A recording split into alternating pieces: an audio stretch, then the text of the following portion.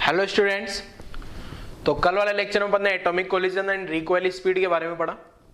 आज वाले लेक्चर में अपन कंटिन्यू करते हैं मॉडर्न फिजिक्स का नेक्स्ट टॉपिक एक्सरे, और यही लास्ट टॉपिक भी रहेगा अपना, ठीक है। और जैसा कि मैंने कल वाले लेक्चर में भी बताया था, ये दो टॉपिक जो बचे हैं, दो लेक्चर जो रिकॉर्ड कर रहा हूँ, ये एनसीईआरटी में नहीं है।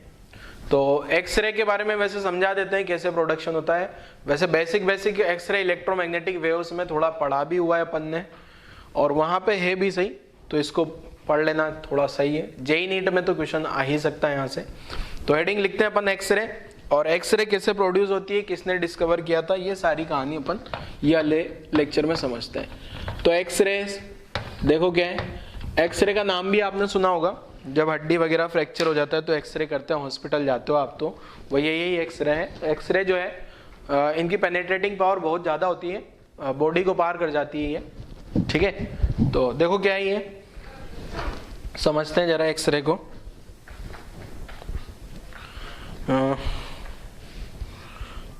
एक सेकेंड,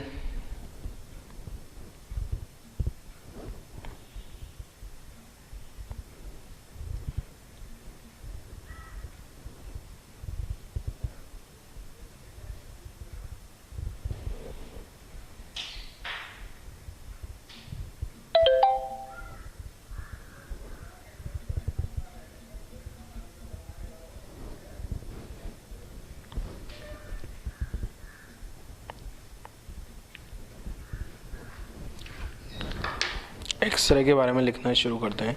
तो सबसे पहले तो ये डिस्कवर किसने किया था, उस साइंटिस्ट का नाम। वैसे अब आपसे कोई नहीं पूछने वाला, 9th में भी शायद आपने एक्सरे का नाम सुना हो।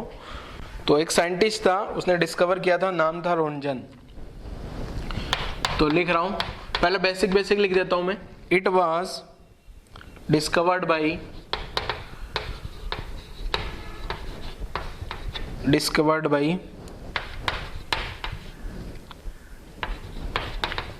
रोन्जन, ठीक है। वेवलेंथ ऑफ एक्सरे जो है ये आपको पता भी होगा। वेवलेंथ ऑफ एक्सरे किस रेंज का होता है, देखो। वेवलेंथ ऑफ एक्सरे, जो एक्सरे का वेवलेंथ है, wavelength of X-ray is found between 0.1 angstrom से लगा के 10 एंगस्ट्रॉन तक। ये एक अप्रोक्सीमेट आइडिया है, अप्रोक्सीमेट डेटा है। ऐसा नहीं सर 10.1 होगा तो उसको क्या बोलेंगे अपन, ठीक है, उसको भी एक्सरे बोला जा सकता है। तो ये एक रिलेटिव स्टडी है, ठीक है, जिसे मैंने इलेक्ट्रोमैग्नेटिक वेव्स में भी बताया था आपको, और ज्योमेट्रिकल ऑप्टिक्स में भी बताते हैं इलेक्ट्रोमैग्नेटिक वेव स्पेक्ट्रम में। तो ये एक्सरे वाला स्पेक्ट्रम है, इसका वेवलेंथ बहुत कम है, ठीक है। एक्सरे का वेवलेंथ कम है तो इनका एनर्जी ज्यादा होगा। और एक्सरे एक इलेक्ट्रोमैग्नेटिक वेव है, तो सारी की सारी प्रॉपर्टी इलेक्ट्रोमैग्नेटिक वेव की यहाँ भी होगी। Energy of one photon hc/λ, h nu frequency वाला फॉर्मूला, वही सारी कहानी यहाँ वापस नहीं लिख रहा हूँ। Speed of X-ray in vacuum 3 × 10⁸ metre पर सेकेंड, मीडियम में आने पे कम हो जाएगी, वही सारी सब कुछ कहानी यहाँ भी चलती है, ठीक है। क्योंकि एक्सरे भी एक इलेक्ट्रोमैग्नेटिक वेव ही है ना, इलेक्ट्रोमैग्नेटिक वेव स्पेक्ट्रम में एक्सरे भी तो आया था, ठीक है। चलो और आगे बढ़ते हैं। और जैसा कि आपको वो ये रेंज देखने से पता लग रहा होगा कि ये विजिबल रीजन में नहीं है, तो ये एक्सरे विजिबल नहीं होती है, इनको देखा नहीं जा सकता, ठीक है। तो X-rays are invisible to eye, X-rays are invisible, ठीक है। तो विजिबल इनविजिबल है ये, एंड साथ में ये एक इलेक्ट्रोमैग्नेटिक वेव है। एक्सरे जो है, एक्सरेज आर इलेक्ट्रोमैग्नेटिक वेव। अब जितने भी इलेक्ट्रोमैग्नेटिक वेव की प्रॉपर्टी होती है वो सारी प्रॉपर्टीज यहां पे भी काम करेगी, वैक्यूम में स्पीड वगैरह सब, ठीक है ना। अब ये प्रोड्यूस कैसे होती है, यही सारा सेटअप अभी अपने को समझना है, ठीक है ना। ये जो यहां तक की कहानी तो सिंपल थी, ये वाला पॉइंट बड़ा इंपॉर्टेंट है जो अगला पॉइंट लिख रहा हूं। ठीक है ना। और इसी पॉइंट के भरोसे अगले वाली सारी कहानी अपन समझने वाले हैं।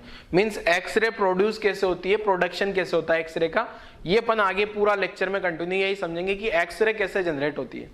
ठीक है, तो लिख भी देता हूं, व्हेन फास्ट मूविंग इलेक्ट्रॉन, पूरी कहानी अभी समझ आएगी, बस अभी यहां एक लाइन में समझा दे, एक लाइन लिख देता हूं क्या है, फिर वो पूरा ये क्या है क्या नहीं है, पूरा स्ट्रक्चर कैसे काम कर रहा है, वो सब आगे समझेंगे अपन। When fast moving electron, when fast moving electrons having energy of order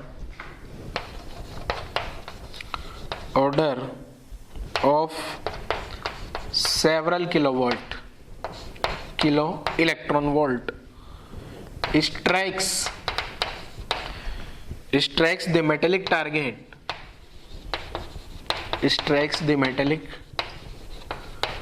target, then X-ray are produced। ठीक है, अब देखो क्या है कहानी इसके पीछे की, ये अभी अपन समझने वाले हैं। होता क्या है, इलेक्ट्रॉन, फास्ट मूविंग इलेक्ट्रॉन होने चाहिए, और फास्ट मूविंग इलेक्ट्रॉन जो है यही कैथोड रेज भी बोल सकते हो इनको। कैथोड रेज आपने केमिस्ट्री में नाम सुना होगा, तो कैथोड रेज बोल दो या फास्ट मूविंग इलेक्ट्रॉन बोल दो, एक ही बात है। तो फास्ट मूविंग इलेक्ट्रॉन जिनकी एनर्जी बहुत ज्यादा हो, कितना, किलो इलेक्ट्रॉन वोल्ट, 100 keV या 10 keV इस ऑर्डर का हो, वो क्या करे, मेटेलिक टारगेट्स को जाके हिट करें, तो क्या होंगे, वो अपनी एक एनर्जी में लॉस करेंगे, और वो जो एनर्जी में लॉस होगा ना, वो एक्सरे की फॉर्म में आपको मिलने वाला है। ठीक है, जितना एनर्जी में लॉस होगा उतना एनर्जी का एक्सरे मिल जाएगा आपको। ठीक है, मान लो एक इलेक्ट्रॉन है 100, एक इलेक्ट्रॉन जो है ये यहाँ पे एक टारगेट मेटल है, ये टारगेट मेटल है, यहां से एक इलेक्ट्रॉन आया फास्ट मूविंग इलेक्ट्रॉन। ठीक है, ये अपने पास क्या आ गई, मेटल आ गई। ठीक है, अभी पूरा अरेंजमेंट बताऊंगा, शॉर्ट में समझा देता हूं।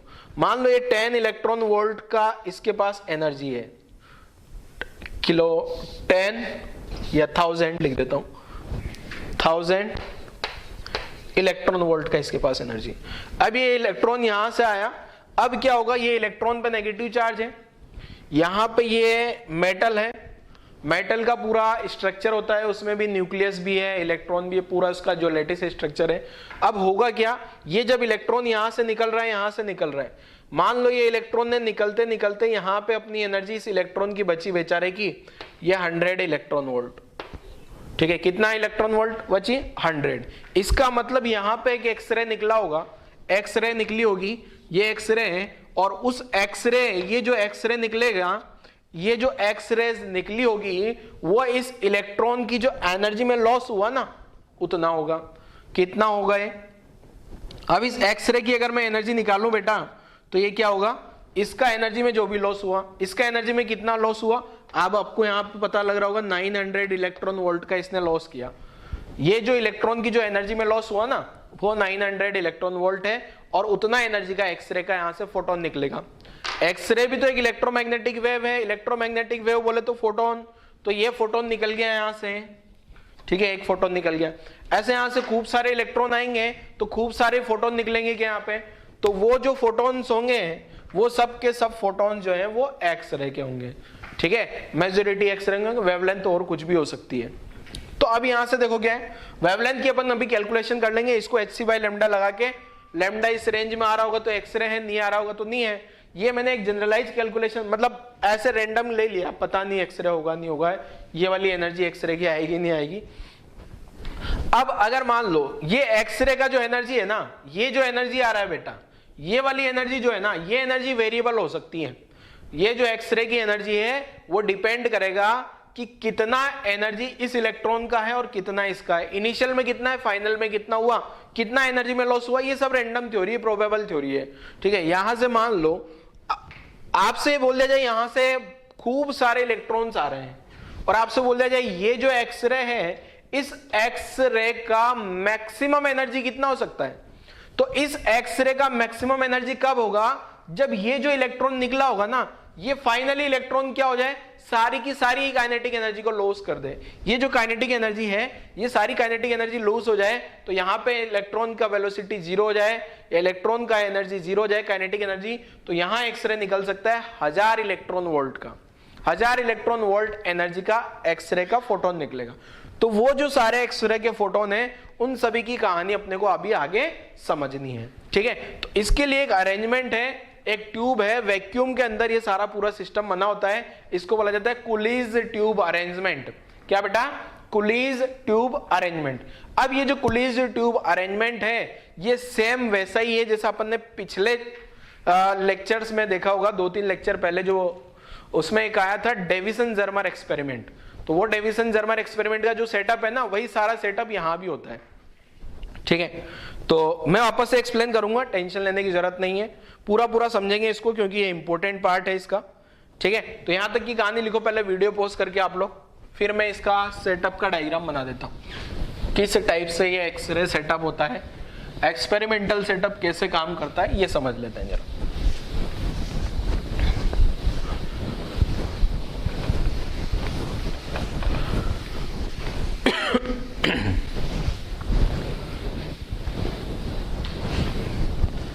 चलो हेडिंग लिख लेते हैं नेक्स्ट, कुलीज ट्यूब।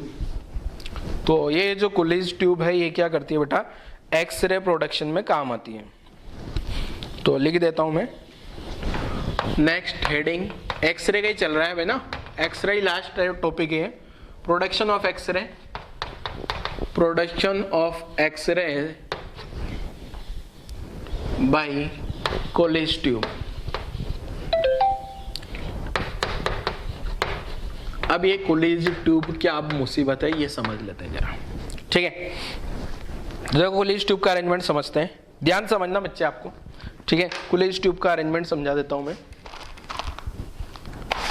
हाँ, तो सबसे पहले क्या है, देखो यहां पे डायग्राम बनाता हूं मैं, और डायग्राम को बड़ा अच्छे से समझना आपको। यहां पे ये एक अरेंजमेंट है बेटा, ये अरेंजमेंट आ गया, ये एक फिलामेंट है, ठीक है, टिंग, और यहां एक बैटरी लगा दी अपन ने, ठीक है। ये है यहाँ पे एक फिलामेंट, इसको बोला जाता है। फिलामेंट को गर्म होगा, यहां से एक बैटरी है, जो बैटरी को, ये वाली जो बैटरी है ना, इसको LP-HP बैटरी बोल सकते हो आप, इसको LP लो पोटेंशियल बैटरी, ये इसका पोटेंशियल लो होता है 10 वोल्ट 15 वोल्ट ऐसा। अब यहां से होगा क्या, यहां जो इलेक्ट्रॉन आएंगे, यहां पे थर्मोआयनिक इमिशन होगा, यहां क्या होगा, ये फिलामेंट का टेम्परेचर बढ़ेगा, यहां करंट फ्लो होने के कारण यहां करंट फ्लो होगी ऐसे ऐसे, और यहां फिलामेंट का टेम्परेचर बढ़ेगा, और यहां एक इलेक्ट्रॉन आ जाएंगे, ये इलेक्ट्रॉन था, ठीक है, ये इलेक्ट्रॉन आ गए। इसको कैथोड भी बोला जा सकता है क्योंकि यहां से इलेक्ट्रॉन रिलीज हो रहे हैं। अब इन इलेक्ट्रॉन को मुझे क्या करना है, फास्ट बनाना है, फास्ट, जितना ज्यादा तेजी से। ये भी तो इलेक्ट्रॉन रिलीज हुए हैं चिन्नी सी स्पीड से, एकदम इनके पास कोई स्पीड नहीं। अब मैं चाहता हूं क्या, इनकी स्पीड तेज हो जाए, जैसा मैंने क्या बताया था अभी, फास्ट मूविंग इलेक्ट्रॉन। अब इनका स्पीड अगर मुझे तेज करना है तो एक और बैटरी लगानी पड़ेगी, वो बैटरी क्या करेगी, इन इलेक्ट्रॉन का स्पीड बढ़ा देगी। तो वो बैटरी लगाता हूं जरा, क्या है देखो कैसे काम करेगी वो बैटरी। यहां पे मैंने एक बैटरी लगा दी, और अब इन इलेक्ट्रॉन को मुझे इधर भगाना है, तो इलेक्ट्रिक फील्ड इधर लगाना होगा, ये इस डायरेक्शन में इलेक्ट्रिक फील्ड आएगा, और ये जो इलेक्ट्रिक फील्ड आएगा इस बैटरी के कारण आएगा। तो यहाँ पे एक बैटरी लगा दी है, ऐसी बैटरी बना रहा हूं ताकि ये लगे आपको कि ये बड़ी बैटरी है थोड़ी, यहां से कनेक्ट कर दिया, ठीक है। और यहां कुछ अरेंजमेंट बना रहा हूं अभी इधर, और इस बैटरी को अपन ने नाम दे दिया HP बैटरी या एक्सेलरेटिंग वोल्टेज, इसको नाम देते हैं क्या बेटा, एक्सेलरेटिंग वोल्टेज, और ये किलो वोल्ट का होना चाहिए, ठीक है। एक्सेलरेटिंग वोल्टेज ये किलो वोल्ट ऑर्डर का होगा, केवी ऑर्डर का, और ये इसको बोला जाता है filament voltage. Filament voltage LP battery है। फिलामेंट वोल्टेज इसलिए बोल रहा हूं क्योंकि ये फिलामेंट से कनेक्टेड है ना, यहाँ ये फिलामेंट से कनेक्टेड है और इलेक्ट्रॉन रिलीज हो रहे हैं। अब यहाँ पे ये जो बैटरी है बेटा, ये बैटरी का ये वाला टर्मिनल यहाँ पहुंच जाता है, और थोड़ा सा तिरछा हो गया है, इसको थोड़ा सा सही करता हूं मैं। ये ऐसा आ गया, ठीक है। थोड़ा और ऊपर आ जा, थोड़ा और ऊपर आ गया, यहां आ गई बैटरी। अब यहां पे क्या है ना, एक पीछे से कलर चेंज करते हैं, व्हाइट, हाँ, यहां पे आगे एक मेटल टारगेट होती है बच्चे, जिस पे ये इलेक्ट्रॉन आगे हिट करेंगे। अब ये इलेक्ट्रॉन के पास क्या है ना, ये इलेक्ट्रॉन क्या है, रैंडम डायरेक्शन में ना जाए, इसलिए एक मैंने यहां पे एक छोटा सा ये छेद रख दिया है, और इसको बोला जाता है कॉलीमीटर। इसको क्या बोलते हैं, कॉलीमीटर। कॉलीमीटर का काम आपको समझ आ ही गया होगा कि इलेक्ट्रॉन एक सिस्टमेटिक लाइन में आगे बढ़े। अब यहाँ कॉलीमीटर आ गया, इधर इलेक्ट्रॉन आ गए, तो ये इलेक्ट्रॉन ये एक ही लाइन में आगे बढ़ रहे होंगे ऐसे, ये इलेक्ट्रॉन एक लाइन में आगे बढ़ेंगे, तो कॉलीमीटर ने अपना काम कर दिया। अब यहाँ पे होता है बेटा एक मेटल टारगेट। अब ये मेटल टारगेट देखो, ये मेटल टारगेट बना दी मैंने, ये मेटल टारगेट आ गई, ये मेटल टारगेट, ये मेटल आ गई, ठीक है। अब ये मेटल पे ये इलेक्ट्रॉन हिट करेंगे, ये क्या हो गया अपने पास, मेटल टारगेट, ठीक है। अब ये मेटल टारगेट पे क्या होगा, और ये मेटल टारगेट जो है ऐसा लिया जाता है, एमओ मोलिब्डेनम और W शायद टंगस्टन, ठीक है। ये इस टाइप का, ये सारा अरेंजमेंट वैक्यूम में होता है, ठीक है ना, ताकि एक्सरे जो निकले वो वैक्यूम में निकले। अब यहाँ पे बीच में क्या है बेटा, एक कॉपर रोड भी लगी हुई होती है, ये यहाँ से कॉपर रोड के थ्रू यहाँ कनेक्शन होता है, ये कॉपर रोड लगा दी मैंने, ठीक है। ये कॉपर रोड क्यों लगा रहा हूँ, उसके पीछे का रीजन अभी समझ आ जाएगा आपको, ठीक है। ये अपने पास कॉपर रोड, एंड यहाँ एक कॉपर ब्लॉक और कॉपर रोड लगी होती है, यह है कॉपर रोड और यह है कॉपर ब्लॉक,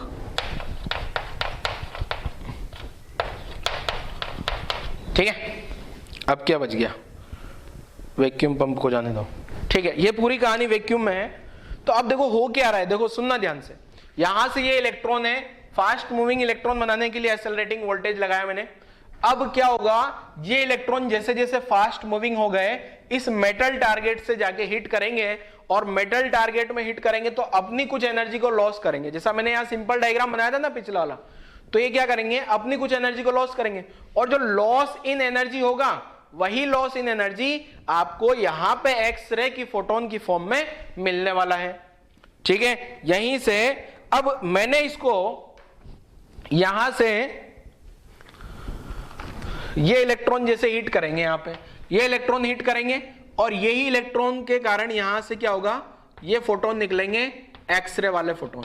ये अपने पास क्या आ गए बच्चे, एक्सरे वाले फोटोन आ गए, ठीक है, एक्सरेज वाले फोटोन आ गए। अब ये फोटोन की एनर्जी कितनी होगी, ये जो एक्सरे वाले फोटोन होंगे, इन फोटोन की एनर्जी ये फास्ट मूविंग इलेक्ट्रॉन की एनर्जी से तो कम ही होने वाली है, ठीक है। ये एक्सरे की जो एनर्जी आएगी, वो एक्सरे की एनर्जी कितनी होगी, जितना एनर्जी में लॉस ये इलेक्ट्रॉन ने किया होगा, loss in kinetic energy of electron, जितना काइनेटिक एनर्जी में लॉस हुआ होगा, ये इलेक्ट्रॉन जब इस मेटल से जाके हिट करेगा, तो हिट करने पे क्या होगा, वो इलेक्ट्रॉन जब वापस आएगा तो कुछ न कुछ एनर्जी में लॉस कर चुका होगा, और वो जो लॉस होगा वही लॉस यहां पे एक्सरे की फॉर्म में आपको मिलने वाला है, ठीक है। तो अब इस ये डायग्राम बना लो, पहले तो सिंपल डायग्राम बनाया है मैंने ताकि आपको इजीली समझ आ जाए डायग्राम। अब इस डायग्राम की कहानी लिखते हैं एक एक करके। सबसे पहला, ठीक है, फिलामेंट का क्या काम है, फिलामेंट एलपी बैटरी फिलामेंट से जुड़ी है, फिलामेंट का काम है इलेक्ट्रॉन को इमिशन करना, थर्मोआयनिक इमिशन के थ्रू यहां से इलेक्ट्रॉन रिलीज हो रहे हैं, फिलामेंट से इलेक्ट्रॉन रिलीज हो रहे हैं, फिलामेंट का क्या काम है, यहां से ये इलेक्ट्रॉन प्रोवाइड करा रहा है, ठीक है ना, इलेक्ट्रॉन इमिट हो रहे हैं यहां से, ठीक है। मैं शॉर्ट में लिखता हूं, इलेक्ट्रॉन इमिट कर रहा है, ठीक है। इलेक्ट्रॉन इमिट हुआ, एलपी बैटरी के कारण करंट फ्लो हो रही है, फिलामेंट पे थर्मोआयनिक इमिशन के कारण इलेक्ट्रॉन इमिट हो रहे हैं।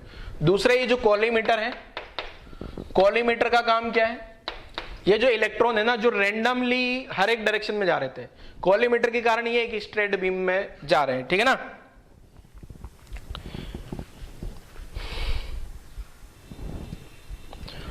ये straight beam, straight line electron beam, short में लिख दिया मैंने। कॉलीमीटर का यूज क्यों किया? ताकि इलेक्ट्रॉन का जो है ना स्ट्रेट लाइन बीम मिले। अब क्या है देखो अगला, इलेक्ट्रॉन स्ट्राइक करेंगे किसको? यहां से। अब ये तो दो फंक्शन हो गए, एलपी एचपी बैटरी लगा दी। एचपी बैटरी का क्या काम है? एचपी बैटरी ये क्या कर रही है?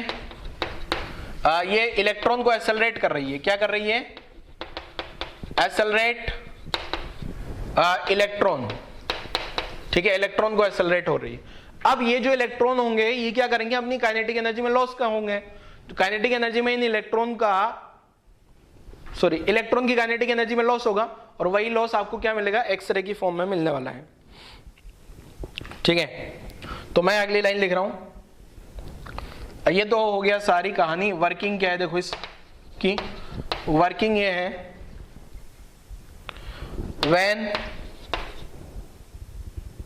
Electrons strike, when electrons strike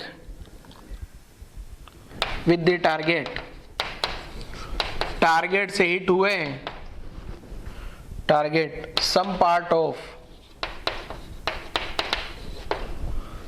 part of energy is lost and converted into heat। ठीक है, हीट में कन्वर्ट हो गया।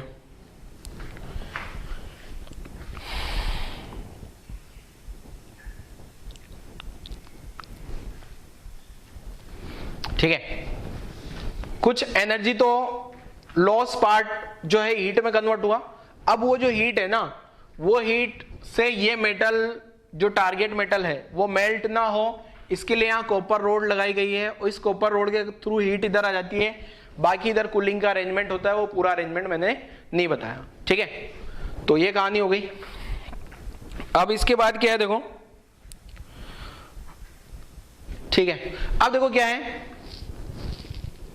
हाँ, ये मेटल जो है ना, ये मेटल ऐसी सेलेक्ट करनी चाहिए कि ये मेल्ट ना हो जाए, और इसका स्पेसिफिक हीट कैपेसिटी भी ज्यादा हो, मतलब तुरंत से हीट को ये आगे पहुंचा दे। ठीक है, तो ये जो मेटल होनी चाहिए कैसी होनी चाहिए? मेल्टिंग पॉइंट और स्पेसिफिक हीट कैपेसिटी हाई होना चाहिए इसका। ठीक है, तो when electron strike with the target some part of energy is lost and converted into heat। ठीक है, एंड जो एनर्जी में लॉस होगा, तो लॉस इन एनर्जी वही कहां चला जाएगा? Energy of X-ray photon, energy of X-ray photon. ठीक है, हीट के अलावा जो लॉस होगा वो सब कहां चला जाएगा? एक्सरे का जो एनर्जी होगा उसमें चला जाएगा। तो यहां तक की कहानी लिखो, फिर और लिखता हूं इसके बारे में। यहां तक की कहानी लिख डालो पहले, फिर आगे की कहानी समझते हैं अपन क्या है। चलो वीडियो पॉज करके लिख लेना यहां तक की कहानी आप लोग। इसी में चल रहा है अभी आगे, पर जगह नहीं है अपने पास, तो मुझे इसको रब करना पड़ेगा।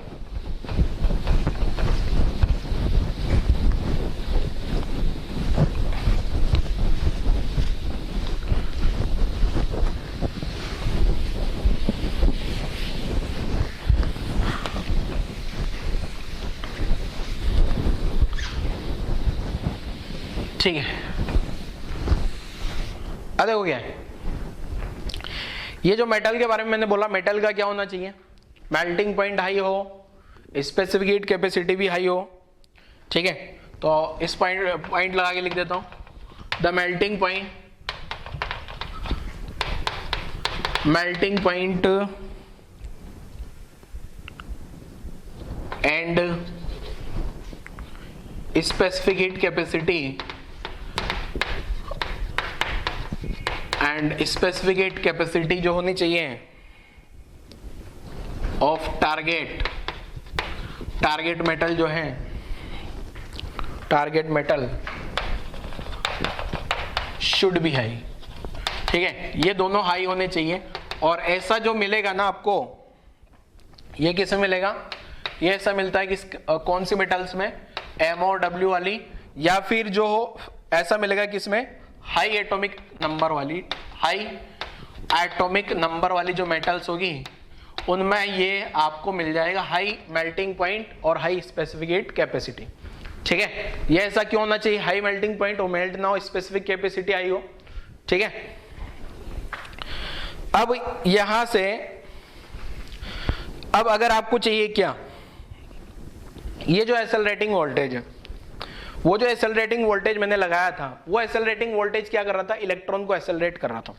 ठीक है, तो मैं मान लेता हूं, क्वेश्चन की कैलकुलेशन कैसे करनी है देखो, V जो अपन ने मान लिया ये क्या है, एक्सेलरेटिंग वोल्टेज, या फिर ये high potential high pressure HP battery. ठीक है, हाई पोटेंशियल वाला। अब ये जो एक्सेलरेटिंग वोल्टेज है इलेक्ट्रॉन को एक्सेलरेट कर रहा है, तो इलेक्ट्रॉन की मैक्सिमम काइनेटिक एनर्जी क्या हो जाएगी, maximum kinetic energy of electron, maximum kinetic energy क्या हो जाएगी इलेक्ट्रॉन की, E इंटू वी। तो यही मैक्सिमम लॉस होगा। तो मैक्सिमम लॉस कितना हो सकता है, यही मैक्सिमम लॉस भी हो सकता है। और वही लॉस कहां जा रहा है, एनर्जी ऑफ एक्सरे फोटोन। तो maximum loss in kinetic energy of electron, वो भी यही है क्या, ईवी, यही हो सकता है। तो maximum energy of X-ray photon, maximum energy of X-ray photon, X-ray का जो फोटोन निकलेगा उसकी मैक्सिमम एनर्जी भी ईवी हो सकती है क्या।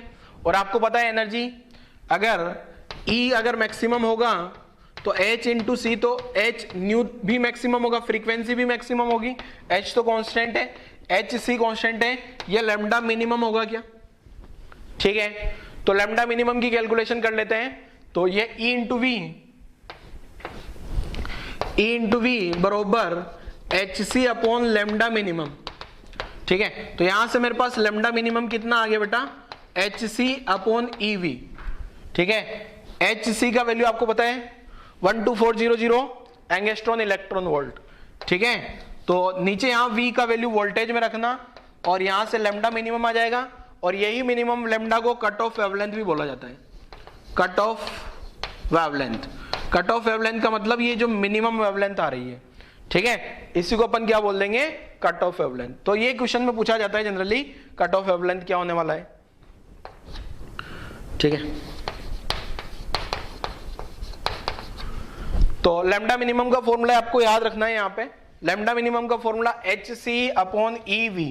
ठीक है, V क्या है, एक्सेलरेटिंग वोल्टेज, एक्सेलरेटिंग वोल्टेज का वैल्यू यहाँ पुट कर लेना, लैम्डा मिनिमम आ जाएगा। ठीक है, नोट करो यहाँ तक की कहानी और आगे बढ़ते हैं, जरा यहाँ तक की कहानी नोट करो और आगे बढ़ते हैं फिर।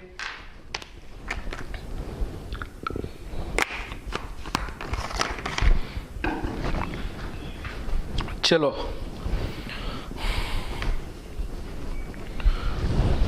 गया।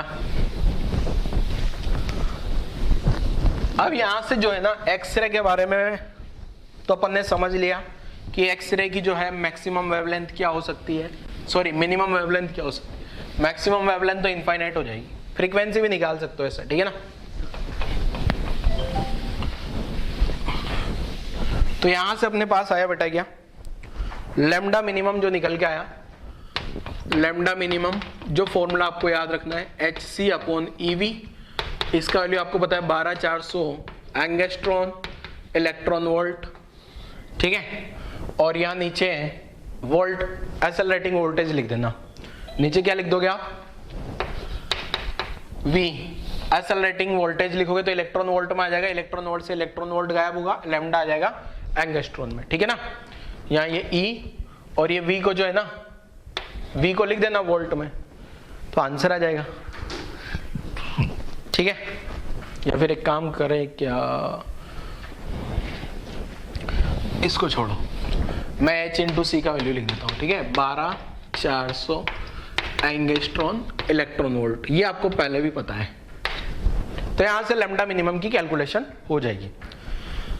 अब ये जो लैम्डा मिनिमम है ये किस पे डिपेंड कर रहा है, ये जो मिनिमम वेवलेंथ है ना, ये मिनिमम वेवलेंथ किस पे डिपेंड कर रही है बच्चे, क्या मिनिमम वेवलेंथ HP बैटरी या LP बैटरी, लो पोटेंशियल और हाई पोटेंशियल, दो बैटरी आई है अपने पास, ठीक है, दो बैटरी आई है, कौन कौन सी, low potential battery and high potential battery, ठीक है।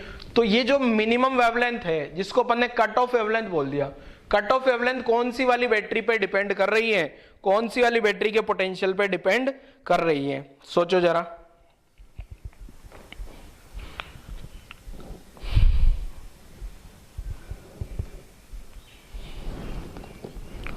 तो यहां से आपको पता लगा लैम्डा मिनिमम डिपेंड्स ऑन कौन सा, LPHP, high potential battery, depends on, lambda minimum depends only on HP battery लिख दूं या फिर एक्सेलरेटिंग वोल्टेज लिख दूं,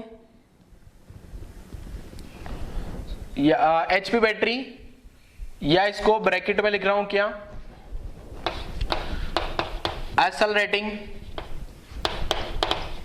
voltage applied between, accelerating voltage applied between filament and target, ठीक है, टारगेट एंड फिलामेंट, क्लियर है। तो ध्यान रखना जो लैम्डा मिनिमम है उसी इस पे डिपेंड करने वाला है बस, ठीक है। अगर आपको लैम्डा मिनिमम ज्यादा चाहिए, लैम्डा मिनिमम क्या चाहिए, ज्यादा, ठीक है, तो इलेक्ट्रॉन जो है वो फास्ट मूव, उनकी एनर्जी ज्यादा होनी चाहिए, मोर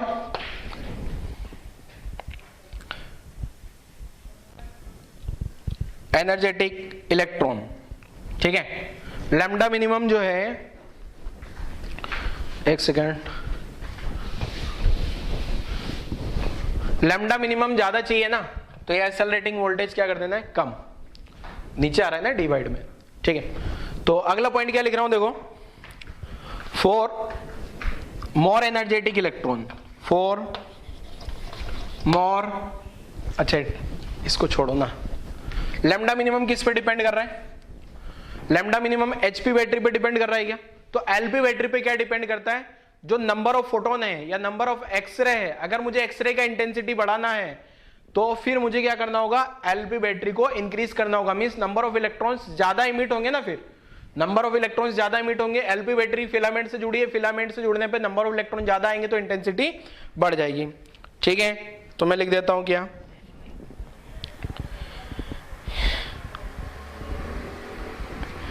for more number of photon voltage across filament is increased,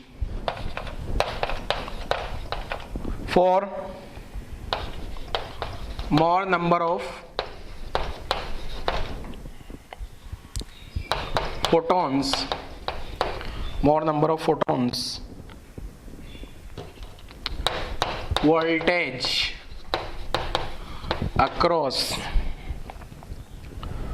filament, voltage across filament is increased, बोले तो एलपी बैटरी, ठीक है, एलपी बैटरी पे ये सारी कहानी डिपेंड करेगी,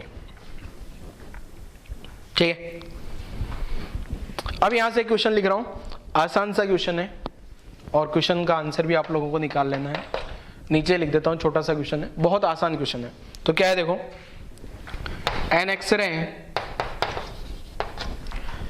एक्सरे ट्यूब या कुलिज ट्यूब ऑपरेट्स एट, अब आपको ये नहीं पता लग रहा है 20 किलो वोल्ट एक्सेलरेटिंग वोल्टेज है, एलपी है, एचपी है, ठीक है। अब पर्टिकुलर इलेक्ट्रॉन, तो ये एलपी मानोगे एचपी मानोगे सोच लेना, ठीक है। Particular electron losses 5% of its kinetic energy to emit an X-ray photon, ठीक है। एक्सरे फोटोन के लिए at the first collision at the first collision. Find the wavelength. Find the wavelength corresponding. Find the wavelength corresponding to this photon. To this photon. ठीक है, question समझ आ गया होगा आपको। वो जो इलेक्ट्रॉन का एनर्जी में लॉस हो रहा है ना, वो 5% हो रहा है बस, और वो 5% एनर्जी से फोटोन निकल रहे हैं, तो वो फोटोन का वेवलेंथ क्या होगा ये आपको कैलकुलेट करके बताना है। सॉल्व करो जल्दी से, वीडियो पॉज कर लो और सॉल्व करके बताओ, ठीक है। तो सॉल्व कर लेता हूं जरा, क्या होगा देखो इसका आंसर। तो पहले तो उसकी काइनेटिक एनर्जी निकाल लेते हैं। उसकी काइनेटिक एनर्जी क्या आ रही है, जो फोटोन है उस फोटोन की काइनेटिक एनर्जी, ठीक है। तो मैक्सिमम काइनेटिक एनर्जी तो क्या आ रही है, मैक्सिमम काइनेटिक एनर्जी, सॉरी ये काइनेटिक एनर्जी लिख देता हूं बस। वो जो काइनेटिक एनर्जी ऑफ इलेक्ट्रॉन क्या आ रही है, काइनेटिक एनर्जी ऑफ इलेक्ट्रॉन, वो क्या हो जाएगी, E इंटू वी। तो V कितना है 20,000, ठीक है। तो डायरेक्ट लिख लेंगे, ये 20,000 इलेक्ट्रॉन वोल्ट हो जाएगा, है ना, 20,000 इलेक्ट्रॉन वोल्ट, इतना काइनेटिक एनर्जी आ गई। अब इसका 5% लॉस कर दें, 5% लॉस इन काइनेटिक एनर्जी, तो 5/100 इंटू 20,000, 2 0 गायब कर दो, 2 0 गायब कर दो, तो ये आगे कितना 10,000 इलेक्ट्रॉन वोल्ट, 10,000 इलेक्ट्रॉन वोल्ट आ गया। मीन्स वो जो फोटोन निकलेगा ना, उस फोटोन का एनर्जी क्या हो गया 10,000 इलेक्ट्रॉन वोल्ट। मीन्स जो एक्सरे फोटोन का एनर्जी है, एनर्जी ऑफ एक्सरे फोटोन, वो जो एक्सरे फोटोन का एनर्जी आ गया वो कितना आ गया, यही 10,000 इलेक्ट्रॉन वोल्ट, ठीक है। तो आपने E equal to h c by lambda लिख लिया, और यहां से सोल्व करूंगा तो 10,000, तो ये आ गया इलेक्ट्रॉन वोल्ट में, और ये 12,400 एंगस्ट्रॉन इलेक्ट्रॉन वोल्ट है अपॉन लेमडा। यहां से किस में आ जाएगा मेरे पास, लेमडा किस में आ गया, अब आंसर निकल के लेमडा आ जाएगा अपने पास एंगस्ट्रॉन में, 1 0 2 0 1 0 2 0। तो यहां से जो लेमडा निकल के आ रहा है 100 का डिवाइड करूंगा, तो यहां से जो लेमडा निकल के आएगा मेरे पास ये आ रहा है 1.24 एंगस्ट्रॉन, ये अपना आंसर हो जाएगा, ठीक है। कैलकुलेट कर लो, चेक कर लो आप भी अपना आंसर। तो इसका आंसर निकल के आया क्या, 1.24 एंगस्ट्रॉन।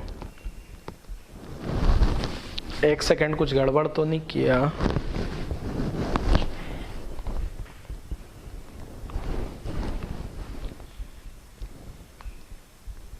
अच्छा यहाँ एक गड़बड़ कर दिया अपन ने, ठीक है ना। क्या गड़बड़ कर दिया, यहाँ एक 0 ज़्यादा लगा दी, 2 0 गायब हो गई ना, तो यहाँ 10,000 नहीं आएगा, 1000 आएगा, यहाँ भी 1000 आएगा। वही मैं सोचा ना आंसर में गड़बड़ के सार, यहाँ भी 1000 आएगा, और यहाँ 1000 आने पे क्या आ जाएगा 0.124 आएगा, ठीक है, 0.124 एंगस्ट्रॉन ना रे, 2 0 गायब करूँगा ना, तो 12.4 एंगस्ट्रॉन आंसर हो जाएगा इसका, ठीक है। इसका आंसर क्या हो जाएगा अपना, 2 0 तो गायब कर देना है, ये 2 0 से 2 0 गायब, तो ये हो गया अपने पास क्या 12.4 एंगस्ट्रॉन, ठीक है। तो अगर नैनोमीटर में होता तो 1.24 नैनोमीटर हो जाता, तो 12.4 एंगस्ट्रॉन इसका आंसर आ गया। यही इस क्वेश्चन में आपसे ये भी पूछा जा सकता है बच्चे कि मिनिमम वेवलेंथ क्या होगी, ठीक है।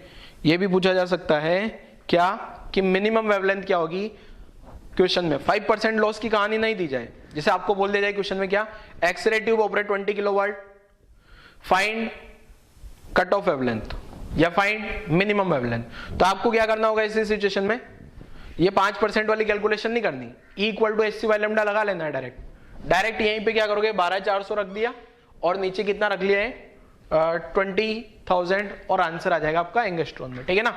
वो मिनिमम आ जाएगी, मिनिमम वेवलेंथ या कट ऑफ वेवलेंथ। ठीक है, तो यहाँ तक की कहानी लिख ली होगी आप लोगों ने, लिखो जल्दी से, नहीं लिखा है तो वीडियो पॉज कर लो और लिख डालो। चलो गायब करते हैं, आगे बढ़ते हैं। आगे क्या है देखो,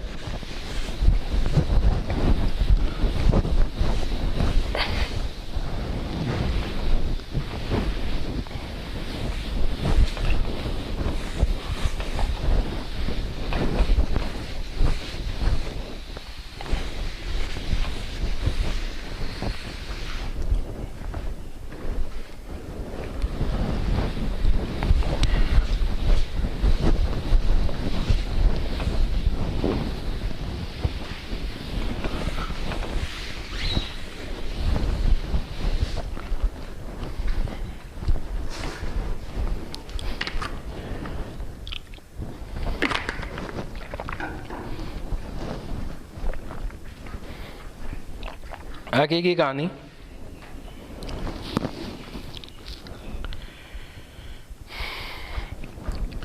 ये जो एक्सरे होती है, ठीक है,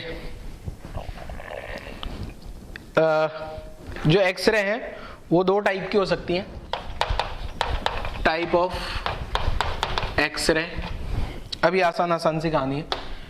एक होती है सॉफ्ट एक्सरे, एक होती है हार्ड एक्सरे।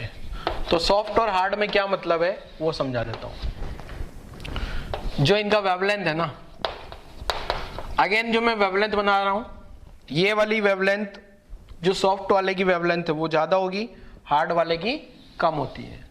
हार्ड वाले की वेवलेंथ क्या होगी, ये होगी लेस और ये होगी मोर। और अगर मैं देखूं तो ये 0.1 एंगस्ट्रॉन से लगा के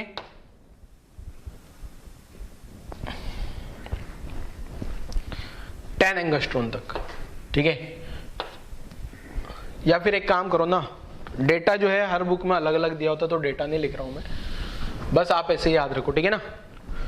अगर क्वेश्चन आ जाए ना, आपसे एग्जैक्ट क्वेश्चन नहीं पूछेगा कभी कोई, ठीक है। मींस जो शुरुआत सॉफ्ट एक्सरे है इसका लेस होगा और इसका ज्यादा होगा। अब एनर्जी में क्या हो जाएगा, एनर्जी में उल्टा हो जाएगा क्या, एनर्जी किसका ज्यादा हो जाएगा, जिसका लेस था उसका ज्यादा हो जाएगा ना वाला है, इसका एनर्जी ज्यादा हो जाएगा, ठीक है, और इसका एनर्जी कम हो जाएगा। मींस जो लोअर वेवलेंथ है ना, लोअर वेवलेंथ या लेस वेवलेंथ, वो हार्ड एक्सरे है, उसका एनर्जी ज्यादा होगा, ठीक है। पेनिट्रेटिंग पावर, पेनिट्रेटिंग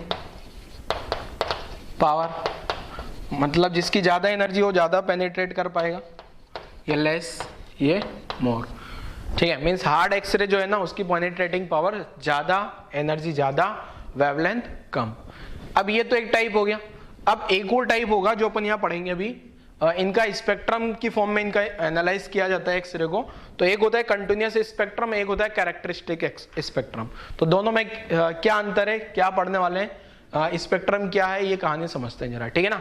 तो ये जो एक्सरे स्पेक्ट्रम है ना वो दो टाइप का होता है, एक तो होता है क्या कंटिन्यूअस और एक कैरेक्टरिस्टिक। एक तो होता है क्या कॉन्टिन्यूअस स्पेक्ट्रम, एक तो आ गया आपका, कहाँ आ गया,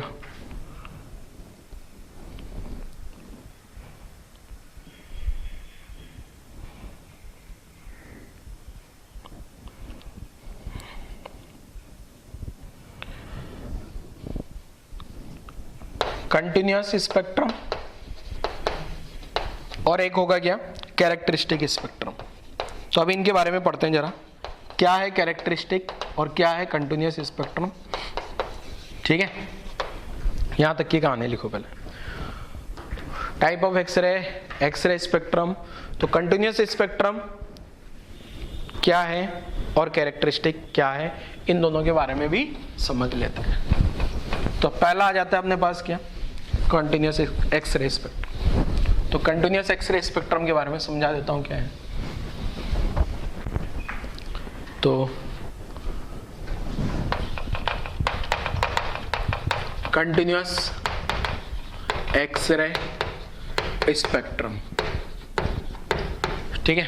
तो कंटिन्यूअस एक्सरे स्पेक्ट्रम मीन्स इसका जो वेवलेंथ है वो कैसा आएगा ये समझते हैं जरा।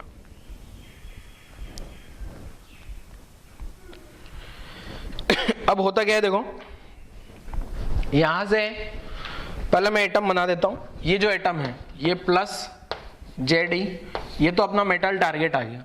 ये क्या है अपने पास, मेटल टारगेट, और इसमें इलेक्ट्रॉन होंगे, ये 2 इलेक्ट्रॉन आ गए।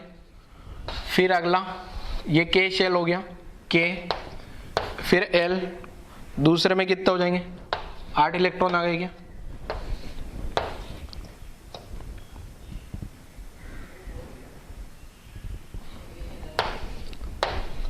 ठीक है, फिर अगला शेल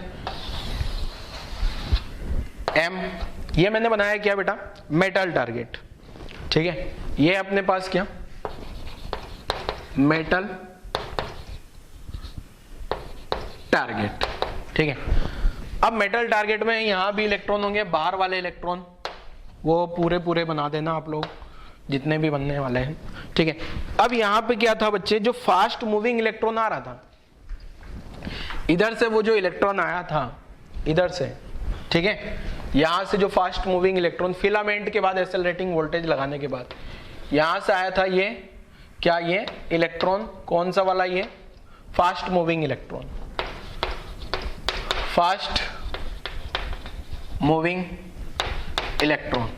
अब ये इलेक्ट्रॉन क्या होगा बेटा, मान लो ये यहां से इधर जा रहा है, तो यहां ये इलेक्ट्रॉन इसको रिपल भी करेंगे, बाहर वाले इलेक्ट्रॉन इसको रिपल करेंगे, न्यूक्लियस अट्रैक्ट करेगा।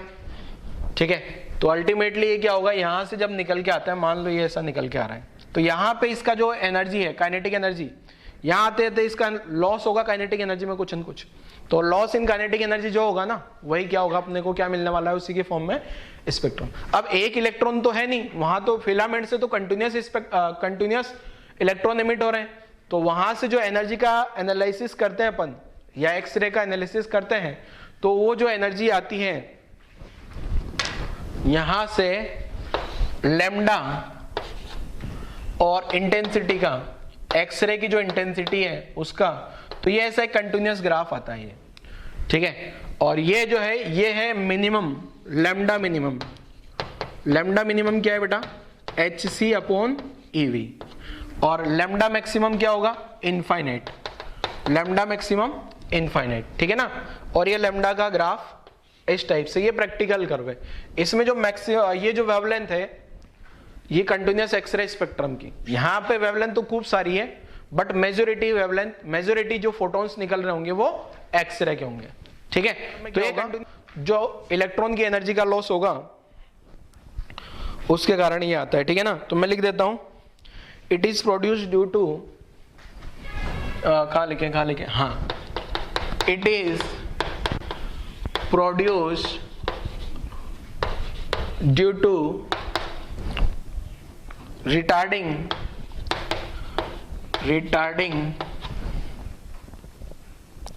ये retardation of fast moving electron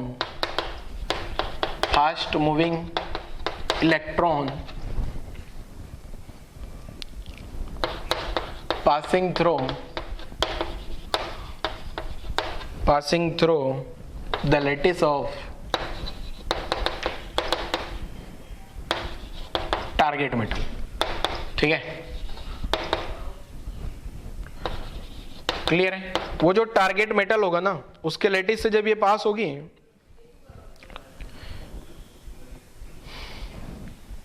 तो कुछ न कुछ एनर्जी में लॉस होगा, और उसके कारण क्या हो गया, ये इस टाइप से अपने पास में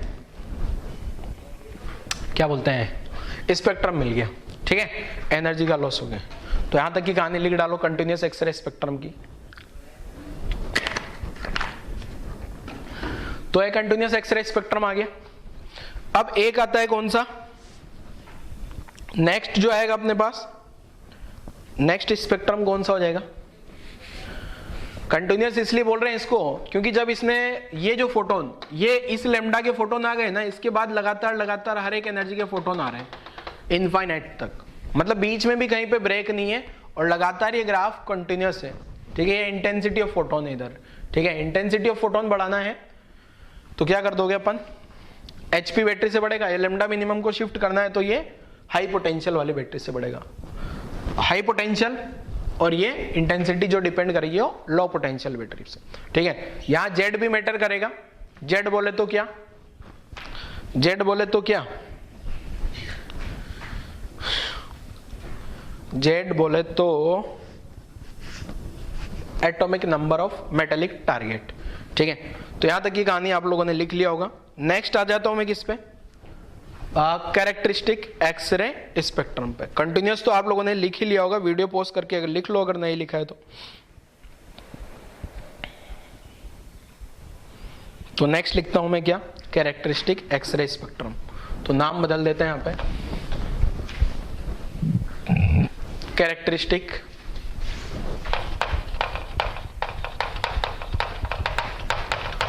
कैरेक्टरिस्टिक एक्सरे स्पेक्ट्रम। तो क्या है कैरेक्टरिस्टिक एक्सरे स्पेक्ट्रम, कैसे प्रोड्यूस होगा है, इसके बारे में समझते हैं जरा।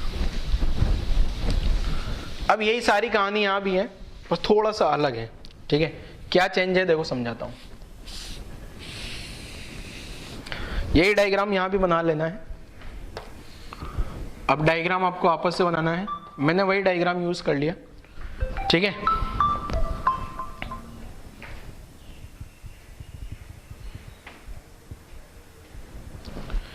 तो अब क्या होगा, वापस से फास्ट मूविंग इलेक्ट्रॉन आ रहे हैं।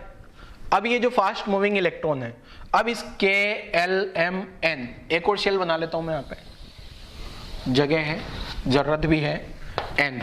यहां भी इलेक्ट्रॉन्स होंगे, यहां भी इलेक्ट्रॉन्स बना लिए मैंने, जितने बनाने हो बना लेना। वो जो होते हैं ना, आपको इलेक्ट्रॉनिक कॉन्फ़िगरेशन तो लिखना आता ही होगा, ठीक है। अब क्या होगा, इधर से भी फास्ट मूविंग इलेक्ट्रॉन आ रहा है क्या, यहां से वापस से फास्ट मूविंग इलेक्ट्रॉन आ रही है। ये क्या आ गया अपने पास, फास्ट मूविंग इलेक्ट्रॉन, ठीक है। अब ये फास्ट मूविंग इलेक्ट्रॉन क्या करने वाले हैं, ये जो फास्ट मूविंग इलेक्ट्रॉन है, मान लो ये इलेक्ट्रॉन ने आके आके आके इसको हिट किया, ठीक है। इसको हिट किया तो हिट करने पे क्या होगा, यहां पे एक वैकेंसी क्रिएट होगी और ये वाला जो इलेक्ट्रॉन है ये यहां से निकल के बाहर आ गया है, ठीक है। ये इलेक्ट्रॉन बाहर आ गया और ये फास्ट मूविंग इलेक्ट्रॉन तो यहीं जा रहा है इधर, ठीक है। ये फास्ट मूविंग इलेक्ट्रॉन तो इधर भाग रहा है। अब ये जो इलेक्ट्रॉन है, ये वाला इलेक्ट्रॉन, ये क्या करेगा, तुरंत से यहां पे नीचे एक जंप लगा देगा। ये जंप लगा दिया इसने यहां पे, ठीक है।